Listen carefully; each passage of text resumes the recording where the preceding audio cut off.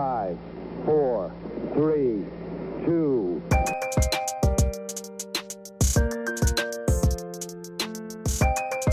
Tier 1 performance.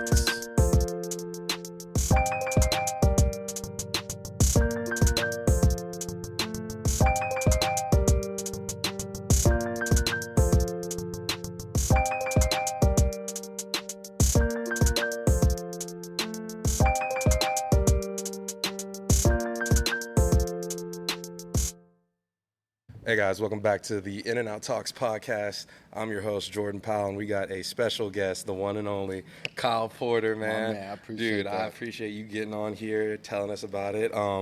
So go ahead and walk us through, like what it was like for you growing up and playing baseball and how you got to where you are today. Yeah, kind of going back to like what Brett said, back to y'all's podcast. Growing up in this area, we didn't really have, much guidance into what's like really behind the college baseball world. So my journey was just like crapshoot, honestly, just trying things and get some insight from some guys and just say, hey, we're gonna try this out. So when you were growing up, like when did you start playing baseball? Since you were just like everybody else, I picked that thing up as soon as I could. Yeah. I was in the backyard with the tee, blowing up, grandma and grandpa's windows, the whole 9 yards, So from an early age, I loved ball. I knew it was just something I was always gonna do. I just didn't know like how I was gonna get there. Yeah. But like I wouldn't trade my journey and what I went through for anything, So going through, let's talk about you getting into high school. Let's go your freshman year of high school, right? Like maybe people don't really know who you are because you're especially trying to make a name for yourself. And I think, especially throughout your high school career, is when we did find out who Kyle Porter is, because coming out of the world, because you played, our class was a huge class of talent, and I think you were one of the more overlooked ones that really made his name known at the end. Yeah. So what was it like going to you in freshman year all the way up through your senior year? Oh, man, yeah, high school was fun. So, like, honestly, I was playing everything. I was playing football, basketball, baseball, and being, 14, 15 years old, I was like, I'm going to play all three in college. Multi-sport. For the longest time, I wouldn't put anything down. But I probably attested to I didn't really kind of like hone into baseball like my junior year. I'll always remember this conversation with one of our baseball coaches. I'm not going to name drop. He's a third rounder. He committed to Baylor to play football and baseball. Football and baseball. And I remember him telling us that when the Reds called to draft him, it was the greatest thing ever. Yeah. Just because he's like, man, at that level. No matter you win or lose, it's a loss. Yeah. You're going to lose part of your body. You're going to get dinged up. You're going to get hurt. So he's like, man, you got to really decide what you love here. You know, and it ended up being, obviously at the end of the day, it ended up being baseball. But I will also say that I think baseball is probably the easier route. I'm not going to sit here and lie. So yeah, it's kind of how it all kind of played out for me in the baseball world. Like you said, I just kind of test. Any kind of like baseball talent is just being an athlete, playing everything. Yeah, baseball players are very good at most sports, I would like to say, and it teaches you such a technical skill-based set that it can literally contrast to any sport, right? Come on. When you were, what made you decide to be full-on PO? When did you decide to become a full-on PO and stop being an athlete? No, I'm not going to sit here and lie, dude. I wasn't good enough, straight up. My freshman year, I was an outfielder pitcher. I went 1 for 11, and it's funny, dude. Hopefully the guys see this. It's hilarious. There's an at-bat. My roommate was the catcher, and it was like the scene from Space Jam. He's like, hey, slider away. Fastball in. Fastball is strike three. God dang it, So, at that level, it's like, it kind of goes back to what I said at the beginning. I didn't know what I was getting into, I didn't know how different the game was. And how committed you had to be. Yes, dude. Yeah, so honestly, after my fall, my first semester, my freshman year, they basically put it on me. They're like, hey, bro, you want to pitch? Or you want to go home? Yeah. So it's like, you know what? I don't want to go home yet, so let's try it out. And that's kind of what happened. And Did you end up falling in love with it? Yeah, it turned and it kind of turned into a whole nother journey. Because I wasn't a pitcher. I mean, you can attest to this. I threw hard. You threw hard. You gave me everything you got. I had no idea where it was going. Yeah. So it kind of turned into like this whole nether journey of how do I become a pitcher? Yeah. And, you're a game within the game, right? Yeah, and that's kind of what turned into my career, in quotations, because my career wasn't great. It was just trying to figure things out. And it was my journey, and I wouldn't trade it for nothing. Yeah, I would kind of describe your journey, especially us growing up together, that your journey was the definition of resilient. Yeah, but at the same time flexible. Yeah, because and I think a lot of people, that's more the journey for most people than the glorified stuff you see in the MOB and all that. Man. Like Tyler Beatty had his way, Brett had his way, you had your way, I had my way. All four different in what you would call successful careers. Come on, but completely different outcomes. And I don't think Tyler's career's still going, but none of our careers ended the way it wants. No, right? Heck no. So when you decided, all right, now I'm a PO, I'm committed, I'm doing my thing, your rise to top dog at your high school, at Porter High School, how did you really make that jump? Because you were, I would say you came in like the rest of us, freshmen, same level, and then you each year, put yourself on totem, and then it's like, senior year, we're like, hey, we got Porter. Porter's talking a lot of trash. They got a chip on their shoulder. They think they're about to blow us up. And I was like, they only have, they got Ty, and then they got this other pitcher.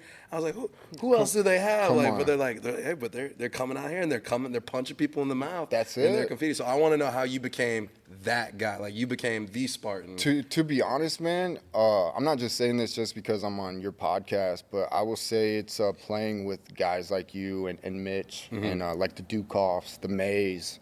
Yes, Seeing those dudes back in the day, like, kind of figured out earlier than us. Yeah. I use other athletes, I should say, as the blueprint. Right. They were established way before us. Yeah. They had the offers first. Yeah. They had the know-how. They maybe had parents that had the foundation. Yeah, of course. We're just athletes trying to get the. Just some of those guys that they played for the big time organizations, the ones that they're set up back in the day. They were set up to get guys to college, and I mean it's a completely different landscape now. But yeah, just seeing guys go through it themselves, I should say, and again, kind of back to Brett. Thankfully, me and Brett were close growing up, and I mean him going through his experience and being able to go to his parents and our parents get together. I mean, it was more of like a whole. What's the word I'm looking for? It was a whole village. It took a village. It wasn't just one coach or this guy. It took a community. It took a little bit of everybody. And so from there, you were kind of able to, would you say, physically develop, or I guess mentally develop? I would say a little bit of both. Man, like you said, man, over at Porter, it kind of got to my head, I'm the guy. And you guys didn't have the best facilities either. Man. You were brand new. Yeah, brand new every game, the youngest of the young. Yeah, and you can attest, man, I was skinny as all get out. I didn't believe in the gym. I didn't think it had any bearing on performance, on getting better. But it took me getting punched in the mouth, hey, you're not an outfielder anymore. You got to figure this out. And if you don't figure this out, we don't got a space for you. Right. So it took, heart to heart, like, hey, bro, like, you're going to have to change some things here. Yeah. And I think that's a good point because, when people, especially in high school, when you've been talented, you've been athletic, you're usually top dog, you usually go, why do I need to practice if I've been winning the whole time? 100%. However, with that scenario, because I mean, you can attest this to schools, some areas where schools their culture is losing. They've accepted it. Yeah. And you don't have to accept it. And you were one of those guys that didn't accept it, but at the same time, you realized, hey, what I'm doing isn't good enough. Yeah. Because you're like, I need to change something because you were like, yeah, this doesn't work. Who cares if I don't get in the weight room? Who cares if I don't do that? At the end of the day, you taught yourself how to execute on the field. 100%. Man. But what you were lacking was not execution, because you could do that. Mm-hmm. The execution was the pre-build that everyone else did beforehand. 100%. So when you put that together, when did that click? Junior year or senior year for you when you put it together? Dude, honestly, I wouldn't even say in high school I had anything figured out. I would say it took me transferring into Tyler, or I ended up at Tyler Junior College, and did you transfer? You were first? No, where'd you go first? I went to Mineral area up in Missouri. Okay. I love those guys. Coach Jones, if you see this, appreciate you. But no, I mean, I transferred over to Tyler, and I mean, the coaching staff that they had there, to this day, hands down, best coaching staff I've ever been a part of. Doug Wren's my Nick Saban. Like, I mean, I took everything. You only hear good things. Tyler Juco is a very powerful baseball school, man, like, especially for junior college. Great development over there. I will say, like, I'm super grateful for them giving me the chance, because that place turned me into a baseball player, not just this kid that has a little bit of athleticism. We don't know what to do with them. You know, they gave me a chance and you know, taught me the whole encompass of being a baseball player and a pitcher. You know, it takes recovery, it takes lifting, it takes nutrition.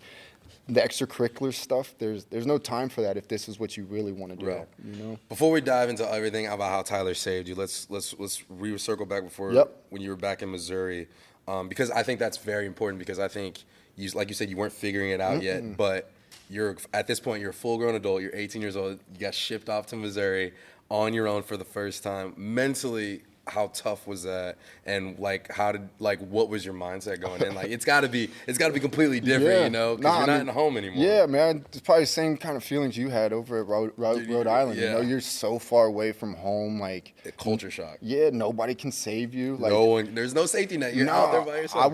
I will honestly say, like, it was just straight survival mode.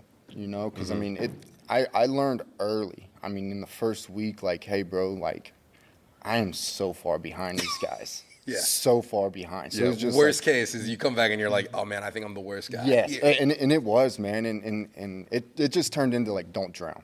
Yes. Keep your head above water. Just make it through. Yes. Just make it. Like, they needed a guy to hold the water hose. I was out there. You know, I'm like, I'm going to do anything I can not to get shipped off. I have to stay here. Yeah, you know, I mean, I wasn't getting playing time, so I'm going to be a great teammate. Like, there's other ways to produce or other ways to be a part of a team without being on a field. You know? And I will say Missouri kind of taught me that part, you know, how to be a team player, how to root for other guys, you know, because going back to high school, man, I mean, I got some slack, you know, for being the try hard. Right. Because like you're saying, man, we were a losing school and we were just learning, figuring things out. We started without seniors, you know, and I was the try hard, you know. But like you're saying, man, thankfully that I locked in and, you know, I didn't kind of follow the masses. I just stayed true to myself. And like we're saying, man, and you had a different avenue than anyone else. Come on, man. That's what I'm saying. I will say that's one thing I'm most proud of, man. I'll even say, like, I had my parents like, hey, bro, what are you doing here? You know, and I mean, I had everybody like pushing me away. No, but there was just something in me. It's like, keep going. Yeah. Keep going, you know? You know, and you know, believing in yourself is arguably, I think, one of the biggest issues with baseball and sports in general. Because how many times you know, you go and coach these kids and, you know, you can be like, they physically have the talent, they have the technique, we taught them the technique. Come on. You know, they put the work in, and then when it comes to showtime, they have zero confidence in themselves. And I'm like, how? Yeah. I'm like, because, you know, for some of us, or especially some of us that have been through the fire, have had that mold, you know, we're just like, you're going to let somebody who's the same age as you throw over the plate and dominate you like disrespect all the work that you put in. That's it, bro. Like, you're just going to let somebody come in and disrespect you at your house, in your home. That's it, bro. And you're going to say like, oh, I wasn't feeling confident. I don't know what happened. I froze up. Absolutely Come not. on, bro. You've been training your whole life for this stuff. I was like, what? I was like, you know, if I tell these kids sometimes, I go, what if I told you that kid on the mound, that goofy looking 12-year-old on the mound over there is the only thing between you and, you know, like, several free things of Fortnite. Anything you can imagine. Yes. The hottest girl you want. Yes. You know, the $10,000 bag you've been talking about, bro. Like, come on. Oh, you want that new car? It's right there. He's stopping me. You're going to go up there and you're going to absolutely swing for the life. That's it. Swing like your life depends on it. Like going back to what you're saying, going back to the young kids, hopefully some young kid sees this. Yeah. I relate it to video games. All these kids play video games now. And all they do is game. An at-bat, I'm going to look in the camera. An at-bat is a 1v1. Only one person can win. Who's it going to be?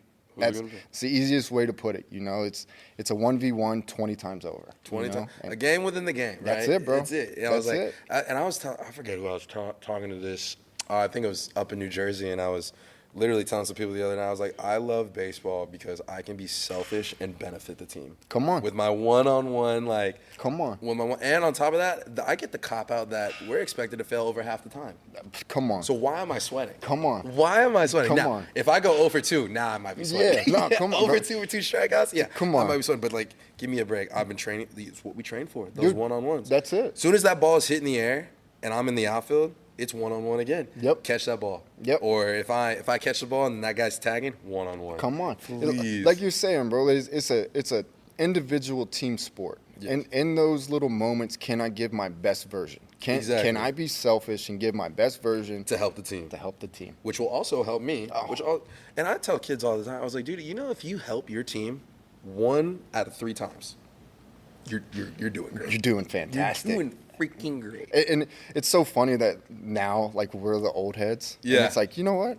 I've heard this 30 times. Because when I was young, I'm stone faced, I'm mad, I'm pissed. I'm like, don't you talk to me? Come on, bro. Like you didn't see. I just lost to 84. I just rolled over to 84. Yeah. You think I'm okay after this? No, these kids now that you can see them, then that you're giving them some sort of insight, and they're just looking right through you. It's like, we'll circle back. But bro. it's like, yeah, they'll figure it out. But at the same time, you're also hoping, like, I hope they get to the point where they do see. Come on. Where they do see. That's it. And a lot of the time, it's just like, it's not those guys don't want to put the work in. It's like they don't want to put the work in and believe in themselves at the very end. 100%, dude. I was like, what are we? I was like, guys, some people think, and I see this a lot more now because a lot with the I guess, like, the facilities that we have. Like this place, the Lions End, top tier facility.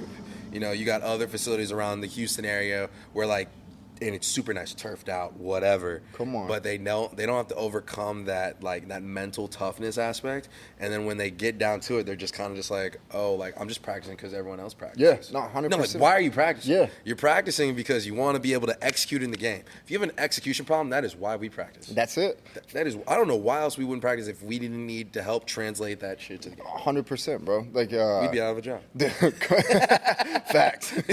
Facts. We'd be back on the pipeline. These kids, no, never. Never back to the pipeline. You're done with that, huh? But going back to that, man, like, these kids, man, they just got to understand, like, if they have the wants or the dreams to get into college and play college baseball, you're going to spend more time on a practice field than you are, like, in school.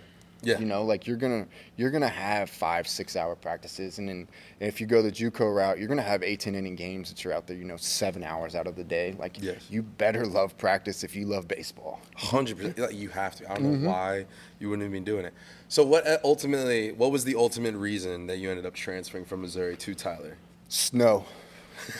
Straight up. The cold is brutal. Yeah, huh? man. Like, snow's cool to look at, but it's not fun to be in. I'll never forget the moment. I ended up getting kind of hurt up in Missouri. Broke my ankle. I was in a boot. It's March, and we're getting ready for I think our first home opener. And I remember being out there with the guys, and they're shoveling snow. And this is when, like, Snapchat's big, and all the boys are back home. Barstool's on it. Yeah, like guys at foul pole. Yeah, guys at Blinn, or they're getting ready for their opener. It's 85 degrees, and all my Brett's at San Jack, and it's like 92. I'm like, yeah, bro. To be fair, I was snowing in Rhode Island. Shoveling in Rhode Island. I don't know how you did it, bro. Like, it was brutal. Dude, come on, man. It was terrible. Like, it was tough. Nothing wrong with Missouri. Nothing wrong with the school, the coaches, the guys. It was literally the snow. Snowing made me a tougher player in the aspect of colder weather, because when we would go out there, it'd be like 20 degrees. Like, we played in like 16-degree weather before with a wind chill, and I was like, this has got to be illegal. Come on. I was like, who wants to play? But, like, I'll tell you this, dude, like, it made me realize, like, just where my sweet spot on the barrel is. Because if I had someone like you throwing hard, that, like, because you get some northern dudes up there that are just as nuts, like, come on. Oh yeah, 30 degrees, no sleeves. Yeah, like, they're psychopaths. No sleeves. I'm a psychopath. I'm punching myself before I get on the mound, and then I'm gonna throw like 88, 92. Yep. And bro, in 30-degree weather, 88 on the inside part of my hands getting jammed.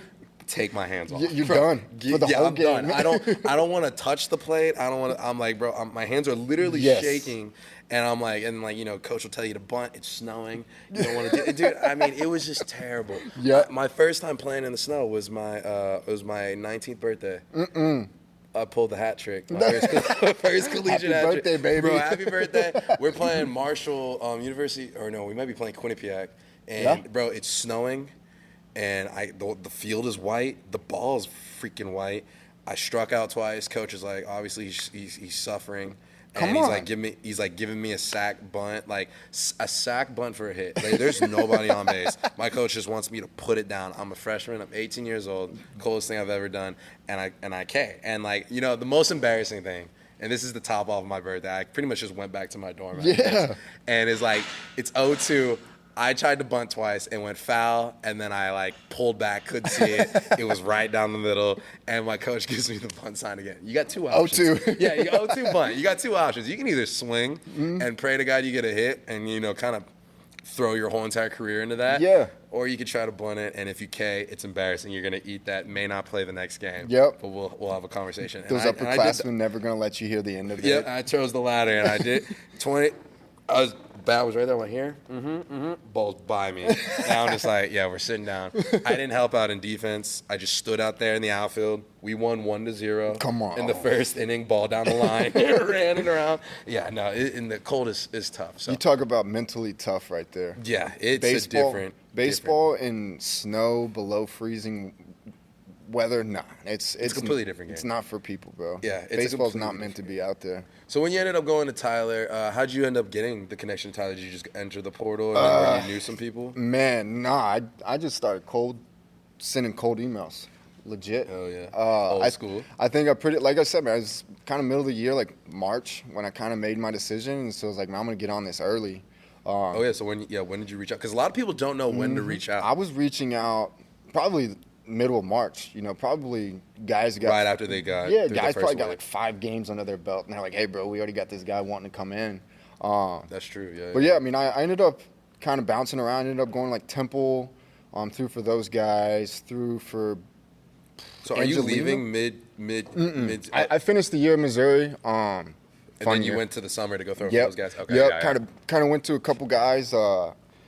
Tyler ended up. I had no idea, but Tyler came off a national championship, and obviously that was like, hey, this is kind of cool. Yeah, that's it. So I literally some winners here. Yeah. No, I mean that was it. And you know this more than anything. I did a lot of losing in high school. Yes. Right? So to finally be like, hey, I got a chance to go win. Like I was to be all fair, about you were that. playing one of the most competitive districts. Yeah, come on. Everyone had a D1 guy. Yeah, again, man, like going back to that, like just going back, seeing you guys over at K Park. I remember that guy over at Willis ended up at like UT. It's just like we said, man, just seeing other guys to be like, hey, this is possible. Yes. That I'll give it to that. But yeah, just kind of by chance, sent my emails out, threw a pin for Tyler, and literally got off the mound, and Coach Sherman was like, "Hey, we got a spot for you." Your ankle's healed at the time. Yeah, I'm fully ready to go. And where are you sitting at right now? What's your repertoire? Back then it was probably like 86, 88. 86, fastball, slider. I was fastball, curveball, changeup. Yeah, it's crazy. 86, 88 back then. Got could to do work. Could do if you can locate, bro. If you can locate and you can paint it. It's also, and that's what I also want to talk to you about is, you went from, because I saw you when you went pro indie ball, you went from being flamethrower to pinpoint fire spitter. Had to. Pinpoint fire spitter. Like you have, like all of a sudden it went from like, oh, this is this guy who discovered he has a rocket ship. Yeah. Let's see how and he can throw it in this gigantic little box too. We're going here, here, mindset. What's the mentality of how you treat a batter?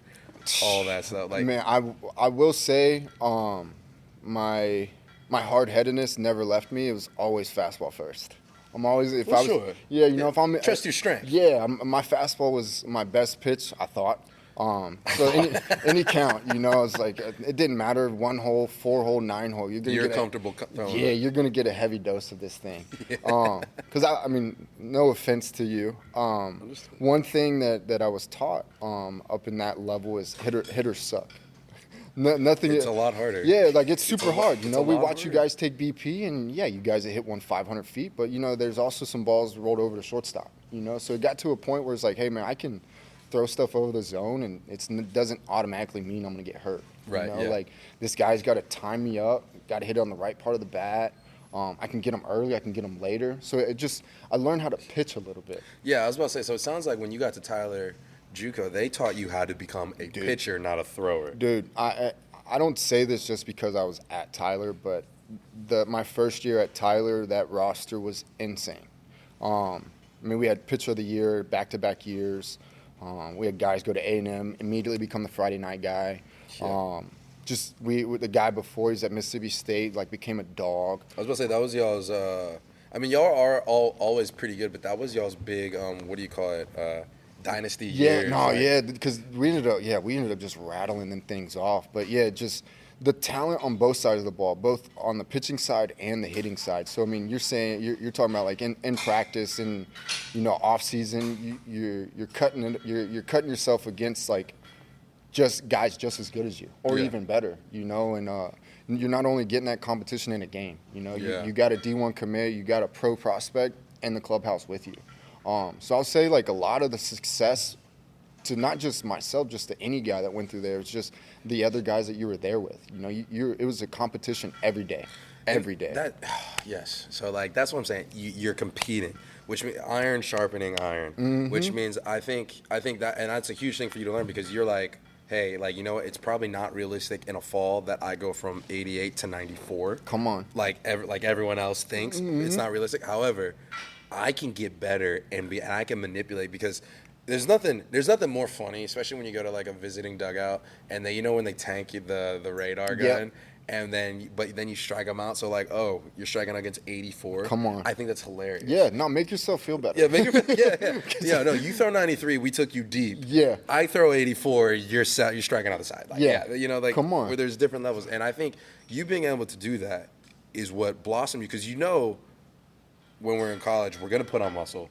100%. And arguably, obviously, the trend is to get better, not get hurt and get worse. Yeah. So, like, you're expected to put on miles per hour. You're expected to get all those accolades. But if you can learn how to pitch, I'm talking about location, spin rate, approaches, then how you deal with batters. And we talked about this with Brett on the last podcast, but kind of from a pitcher's perspective now, because he's a catcher.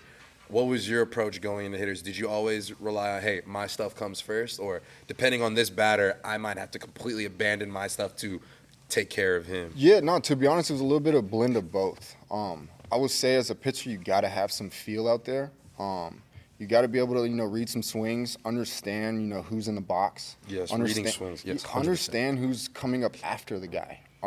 Is this the guy I can fiddle fart around with? Because if I walk him and then their big dog's up, I'm now flirting with like a 2-run bomb. You're gonna give up bombs, give up a solo shot. I would honestly lean more towards myself. Obviously, confidence is gonna supersede anything. Correct. We're talking about the mental side is gonna. At the end of the day, you got to be able to execute. Yeah, mental side is gonna overtake talent every day of the week. But once you learn that sometimes ego has to take a seat. Because a guy like you'll start to realize guys don't care how hard you throw. They will turn your stuff around. So you kind of got to sneak in a fastball or have a fastball look like something else. You got to be a pitcher. So I'll say it's a blend of both. I wasn't a big guy. I wasn't going to go look at a bunch of scouting reports and have a plan for every hitter. Because I may feel really good the night before and I might show up and get ready for my pen, and my fastball is really bad. So it's like I got to rely on changeup today. Your plan may absolutely change just because your body may not be ready to go. So it's like, all right, what do I have today, and what can I use today? No, that's a really good point. And being savvy enough and crafty enough in your craft to have that deep of a bag to pull out, be like, hey, sometimes I don't have this pitch today. And I understand. I'm going to throw everybody backwards today. Baseball's weird. Come on. Baseball is weird. Sometimes I'll go out there and I'm just like, dog, I don't know what it is, but I can't see the ball today. Come on. It's not like I party. It's not like I went drinking. It's like I woke up. It is Thursday. We're doing a walkthrough on the field, and I feel like I can miss every ball in BP. That's it. That's it. And then you come back Friday. I had such a bad practice. I didn't sleep. I don't know what's wrong with me. But you know what? I just went 400. Come on. It's weird. But I will say this, man. Baseball does not care if you're a good person or a bad person. It does not care. It is unbiased. Yeah, 100%. The only thing baseball cares about is who's the most present, who's the most locked in.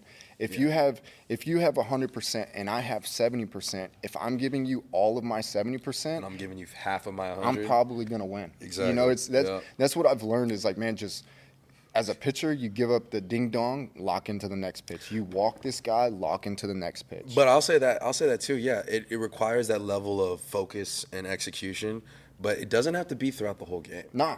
I tell kids all the time. I'm telling kids like, hey, we're working on this. we're working on this, all right? Just act like it's a game. We're doing this. This is what we're working on.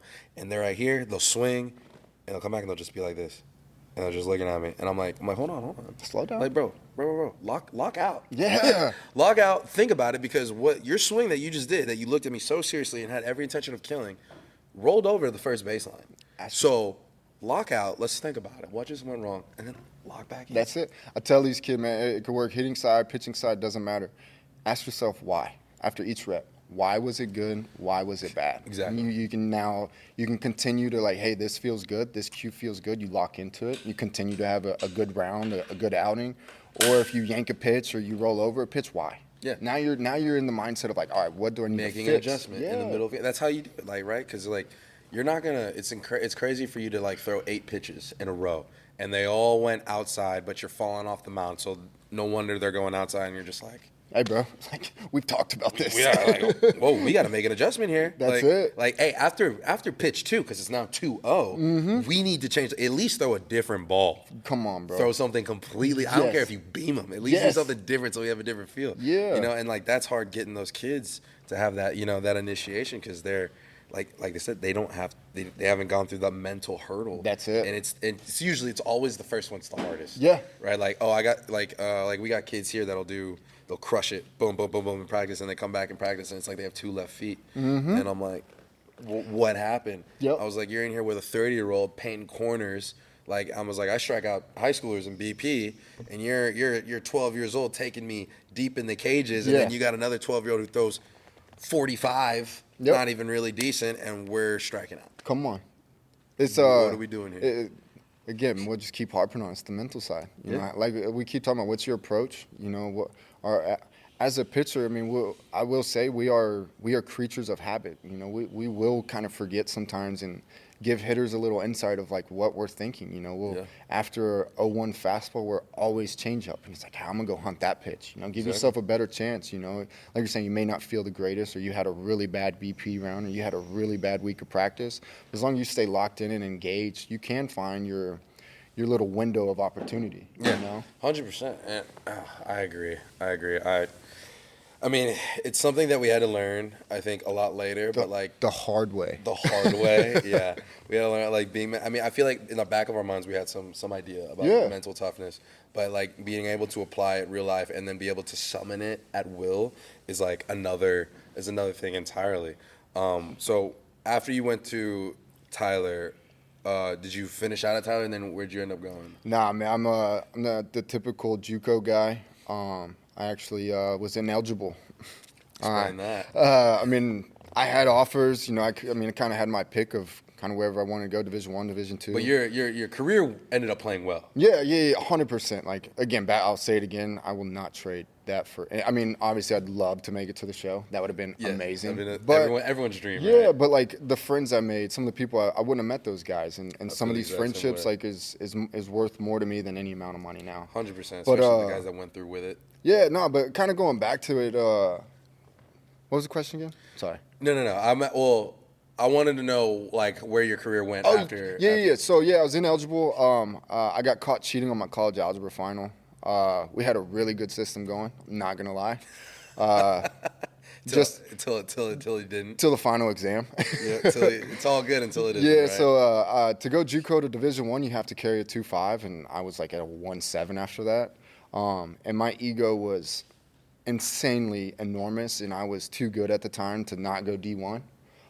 So I was just like, that's kind of when I, like, went on my own path. I remember hitting up my pitching coach, like, hey, what's this indie ball stuff about? What are you throwing right now at this point? I was now like 90, 91, kind of starting to feel myself, starting to figure some stuff out. Full. This is your prime as a pitcher. You're dotting, you're locating, no injuries. I will say though, back then, like 90, 91 was gas. Like back then, like nowadays we got 14-year-olds coming in like, hey coach, I throw like 92. I'm like, God damn, But I started like. Obviously, I had 2 years at Tyler. I ended up having a red shirt because of that broken ankle stuff. So having 2 more years of development at a real program, I should say. Yeah. That was really set on developing guys. So yeah, after that, it was I want to play baseball now. It was no matter what. Yeah, I was done with the school stuff. I knew I was a baseball guy. I wanted to do it. So I just started to basically be my own agent, my own everything, and started reaching out to people. Go-getter. Yeah, that was it, man. It was just, like I said, man, I was not going to get this chance, you know? Because like we were saying earlier, you have those feelings sometimes of like, hey, I know I'm capable of this. I just haven't done it yet. You just got to keep scratching, and then one day it will happen, you know? So I'll just attest to like not accepting the answer no until someone finally gave me my shot, you know. And what was that shot? I ended up up in Canada in the Can-Am. You went to Canada, yeah, bro. Canada is a great league. That's a fun league. The summer of 2017 was amazing. Ended up playing with a little team up there. Ended up getting my chance in the Can-Am. I mean, that was amazing. I mean, the manager, he was an old Astros manager. So getting to learn now from someone that's not just played there but now coached at that level really kind of took the mental side to the next level. Because what I will say is at that level, you'll take a Shohei Ohtani or the guy that just broke into the league. Like the talent separation is minimal. The mental separation is the massive side. So I would say like that year really grabbed onto the mental side because, like I said, man, everyone was good at that level, no matter what side of the ball you were. Y'all are all professionals. Yeah, man. The 2%, the 1% of the 1%. Yeah, like and up in indie ball, man, it gets a bad rap, man. But there's Hall of Famers that go back and play in it. There's All Stars that play in it. I was like, you get ex pros, you get pros that are recovering, you get college stars. Yes. You get guys that just for some reason didn't make it for who knows ungodly reason. Like you get guys that are there. You're just like, you should be somewhere on TV. 100%. I don't know why you're here. 100%. Like you get guys that come from another country. Yes. You know that you're just like, wow. If you would have grown up maybe in Massachusetts or Texas, you probably would have been. That's a massive. It's a different world, a massive piece too. Like just seeing the other cultures and like that play baseball and how much baseball means to them. Like, you think you care about baseball? Like, imagine leaving your family, going to another country, and then sending a check home. Dude, I played with guys, man. They two Latin guys from Venezuela. And, I mean, we're getting paid $1,200 a month on the high side, right? Yeah. And to Americans and some of the Canadians, it was like, what is this? It's less than McDonald's workers, 100%. Right? Yeah. But those guys, they would take like $100, $200. They'd give it to our manager. He'd run to Costco and get like a 50-pound bag of rice and a bunch of chicken, and they're set for the next 2 weeks. They'd send like $800, $900 back home, and their families don't have to work now. Their families are now like rich where they are. So it's like this is everything they've ever wanted, and now like this is their dream. Yeah, 100%. So it's like I'm an indie ball. But yet, this is everything to this guy. Like, I'm now competing with this. You know, it's a completely different layer of the game and of competition now. So after indie ball, you ended up winning a championship there. How'd that was that wasn't Can-Am, huh? No, so we never won a championship. We won the league a couple times. No, we were the outright like league winners. Regular season champions. Yeah, regular season champs, whatever you want to call it. Again, man, one of my claims to sports or to baseball is after high school I was never a loser. You know, like that's a great record. And that's something that like that leads me to where I am now is to understand what it takes to be successful as a player, as a team, as a whole. Now to be a quote unquote coach, now to be in the shoes of those guys, and it's like, holy cow, like this is we were talking youth guys, but like this is a big deal. Like this having a kid's career in your hands is a big deal, you know, and shaping their future it's like almost a huge responsibility, and it's almost just like, wow, like 10 years ago this was me. 100%. This was me. This is the exact kid. This was me. We were in this exact same situation, and now we are here, and it is kind of crazy. So like after you were finished with indie ball in the Can-Am League, would you finish? You're like, hey, I'm gonna go into coaching. So yeah, man, I bounced around. I did a year up there. Ended up going to play winter ball in Cuba. Bounced around other leagues here. But just keeping the dream alive. Yeah, no, I mean, like I said, man, I love baseball, and I didn't care how much I was getting paid.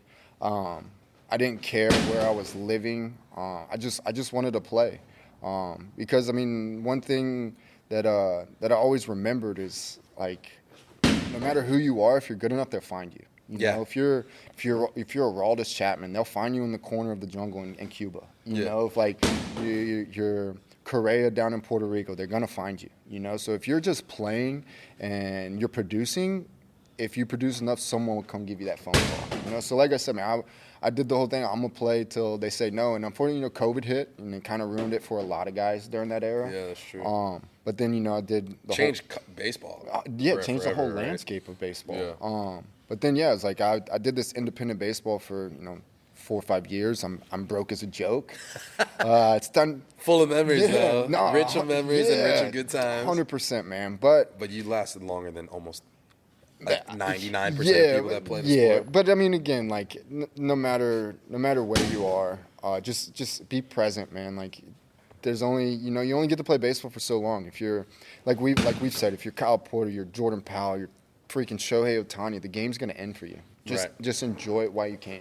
So when it comes to developing these kids, now that you're coaching and you're developing, and you get a lot of guys here in Houston, the Houston area, especially the north side, you know, you got Kingwood, Tomball, New Caney, Splendora, Porter, your region that you're working with. What is the number one issue that you see in kids that are trying to make it to the next level? Oh, that's a great question. I hope I don't ruffle feathers. I'm going to say one of the biggest issues with the game now is the parents. Ooh, interesting talk. Okay. And again, like I said, I don't want to ruffle feathers, make anybody mad, but they see the Striker Pences of the world. They see the kids that are, you know, popping on social media that the good Lord above literally just said, hey, you're a baseball player. So now they're comparing their kid to this kid. And that's not fair. Yeah, 100%. You know, we'll get a kid that comes in, you know, maybe he's 15, maybe a little like underdeveloped, and the parents like, why is he not throwing 90 yet? Well, I promise you, if I knew a way to get this kid to throw, I would. Obviously, yeah. Like obviously, and I charge you an arm and a leg. Yeah, yeah. But like the name of the game is all speed and velo, and like we're saying, like if you're not like 90 to 91, no one's even gonna give you a look. So these parents are now like, oh my gosh, how do I get this kid to pass this threshold? Yeah, and they're almost burning these kids out in a sense of like, we see it here. They'll bring a kid here to the den, and you know, within a month or two, they're not at 90. So then they're going to go to this other place that may have the new and cool technology that the parents think is going to give it to them. And there's no secret sauce. It's just be consistent in whatever you're in. You know, just if you're working with me, if you're working with Coach Powell, you're working with whoever. Just be consistent in it. You know, just stack days, be 1% better. There's no secret mechanic. There's no secret cue to give a kid, because if there was, I'd give it and I'd make a lot of money. Yeah, yeah, you know? And we're all having fun, right? Yeah. I mean, yeah, it goes back down to essentially, I mean, what are you doing when no one's looking? 100%. What are you doing when no one's looking? 100%. And then also, on the flip side, what are you doing when they are looking? Yeah. Can you repeat? Can you do the exact same thing? And then kind of last question, what separates the Den from any other place? And what separates Kyle Porter, you know, as a coach that, you know, that makes him better than the average coach that someone else might find? First question, the Den. I would say it's the coaches, man. Everybody here, obviously they have whatever reputation, whatever past in the game, but that doesn't matter if you don't care.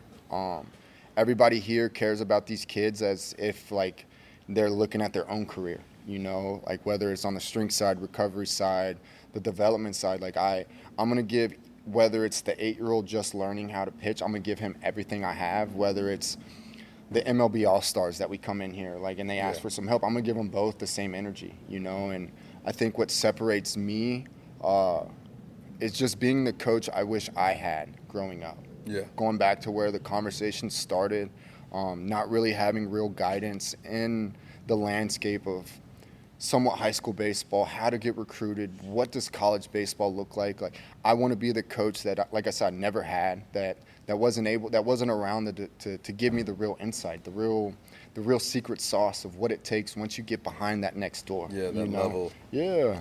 Yeah.